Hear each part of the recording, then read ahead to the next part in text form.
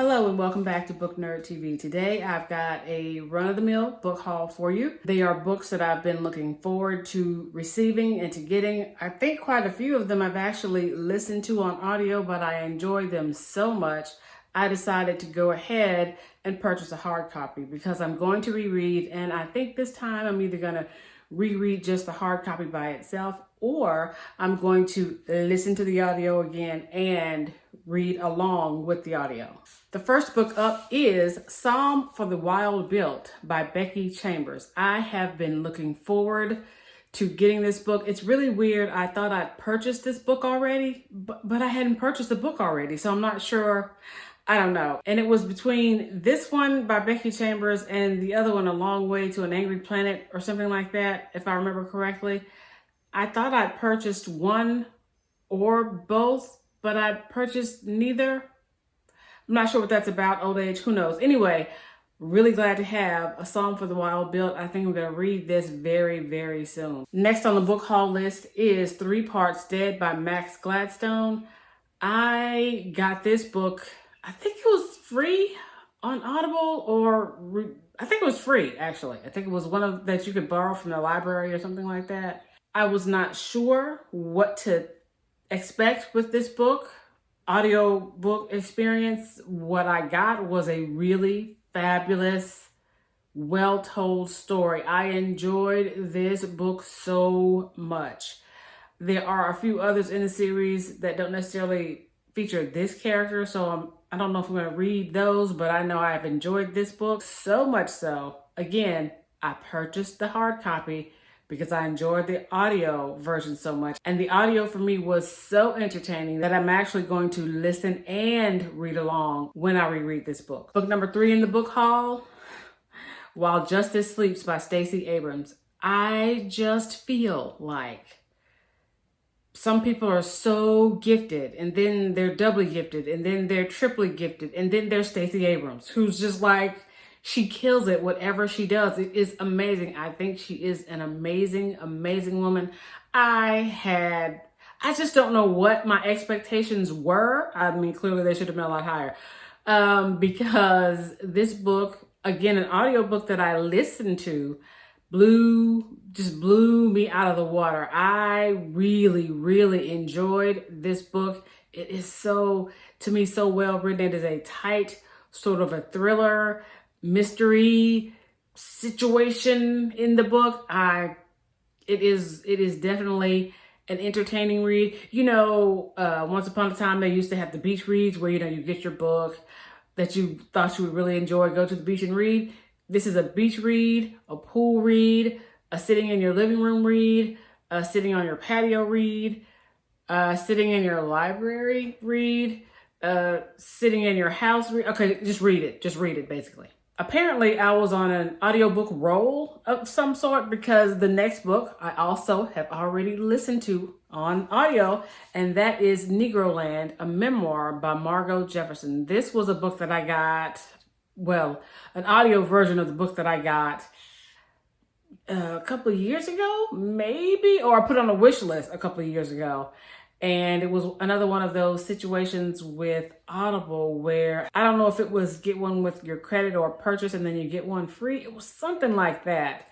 One of the sales that they have sometimes.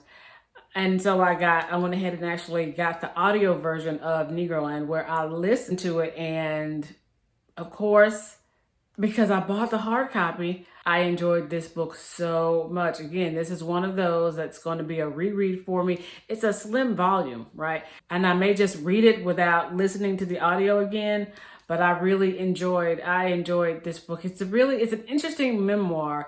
So she's not an actress or a, celebrity of any type. She's just a woman who's sort of writing about her life and the issues that she runs into being a Black woman of a certain class growing up in the 1950s, 60s. If you're interested at all in memoir, and especially in the memoirs of sort of mid to later 20th century African-American women or people, period, right? Just because you get a view of the late 20th century, then this could be a really good book for you. And last but not least is a book that I was waiting for. I think the last book haul I did, I thought I'd have this book by then, but I didn't. But now I do.